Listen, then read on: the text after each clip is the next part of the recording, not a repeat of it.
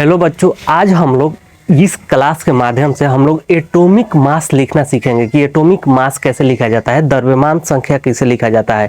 देखिए, बहुत सारा लड़का इसको रटता है, मगर आप इस वीडियो के माध्यम से आपको रटना नहीं पड़ेगा। आपको तुरंत इसको देखने से आपको निकालने आ जाएगा। आप बस एटॉमिक नंबर आप याद कर लीजिए और एटॉमिक मास आपको निकालना आ जाएगा।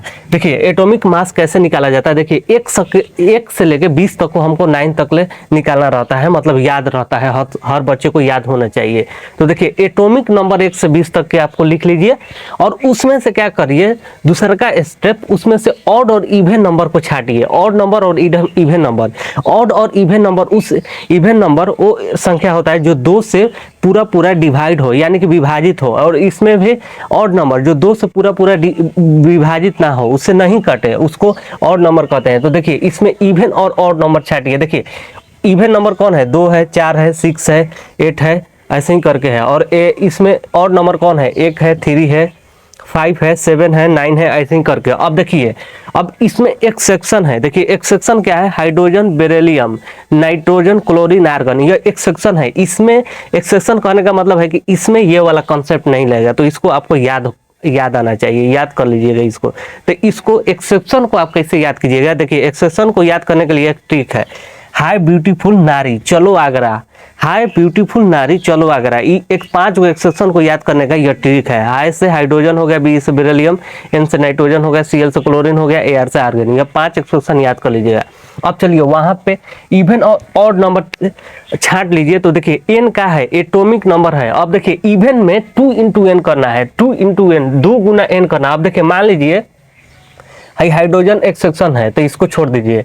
अब देखिए, ये 2 क्या है, इवन नंबर है, तो वो वाला लगेगा, फॉर्मूला वाला लगेगा 2 इंटू एन। अब देखिए, इसका 2 हमको हीलियम का एटॉमिक मास निकालना है, तो 2 इंटू एन करना है। अब एटॉमिक नंबर हीलियम का कितना है, 2 है, तो 2 गुना 2, इसका 4 हो जाएगा। अब देखिए, 3 क्या है, 3 ऑड नंबर है, तो 2 इंटू वो वाला ना फॉर्मूला लगेगा, 2 into n plus 1, 2 into n plus 1।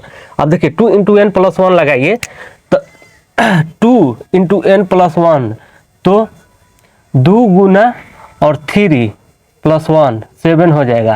तो इसका क्या हो जाएगा, 7। अब ऐसे ही, अब देखिए, बेरिलियम एक सेक्शन है, तो इसमें नहीं लगेगा, बेरिलियम में नहीं लगेगा। अब देखिए, बोरोन का आइए, बोरोन का आइए,